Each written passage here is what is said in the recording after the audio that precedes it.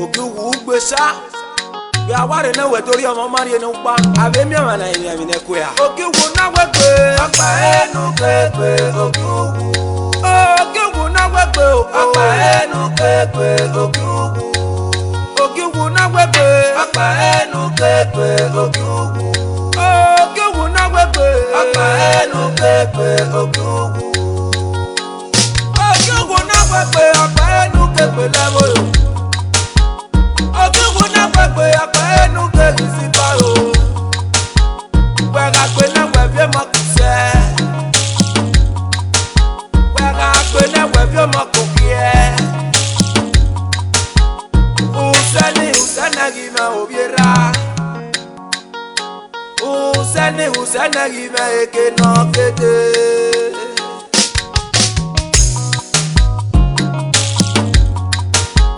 Me wa heje ageleri agbona na jowa.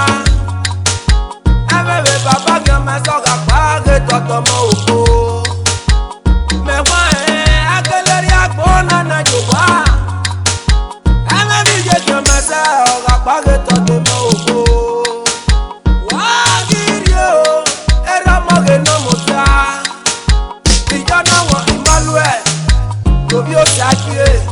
Dadi e moya wenu re o dadi. Enu ya gbara me a o ma mi obe. Efefe je no ene moye vie o. E moya wenu re o dadi. Kate estalio no vi jana wa no vi we o. Dadi o awi ya mi si we o dadi. Kenu ya pa o. Kenu ya pa o. Kenu ya pa a o mami obe ye ke mari me wa. Kenu ya pa rame ijana wa Emmanuel Robi Osakire. Kenu ya pa a o mami obe ye ke mari me wa. Emo ya pepepe iyan wenu re o. Kenu ya pa a o mami obe ye ke mari me wa. Estali no wa awi ya mi si wa o dadi. Kenu ya pa a o mami obe ye ke mari me wa.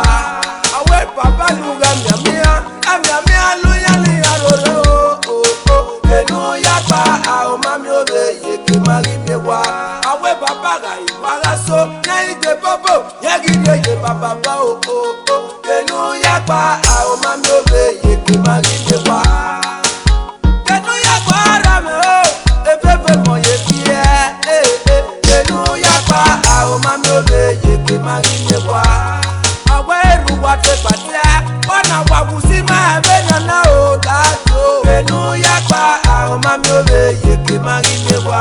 Kenu salite ino kuguse ya ganeri ya na o no kabe wani ebo. Kenu ya pa a o mami obe ye ke mari me wa. Kenu sali ino kuguse ya ganeri ya na no kabe wani ebo na o. Kenu ya pa a o mami obe ye ke mari me wa. Uguga gbe na gobe mo kuse, ora gbe na obie mo kope o. Ije o. Apa enu kegbe oki ugu. Oki ugu na wegbe o. Apa enu kegbe oki ugu. Oki ugu na wegbe. Apa enu kegbe oki ugu. Oki ugu na wegbe. Apa enu kegbe oki ugu.